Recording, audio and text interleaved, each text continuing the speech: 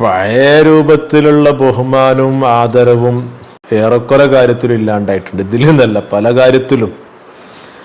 ഏതായാലും പ്രാർത്ഥന, ആ പ്രാർത്ഥനയുടെ ഉടനെ ആമീന്, ഇത് നല്ല ബന്ധമുണ്ട്, അല്ല ബന്ധമില്ലാത്തൊരു കാര്യമൊന്നുമല്ല.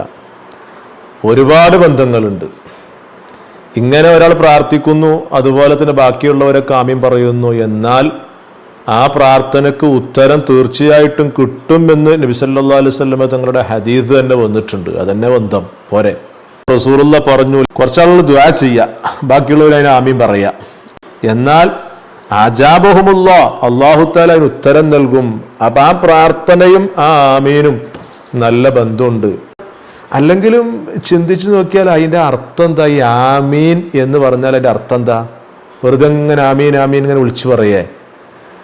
അലസ്യമായ രൂപത്തിലാണ് ഇന്നിപ്പോൾ ഇത് പലതും കണ്ടുകൊണ്ടിരിക്കുന്നത്. അതുപോലെ തന്നെ ചില ആളുകൾ മൊബൈലെടുത്ത് ചാറ്റിംഗ് ആയിരിക്കും.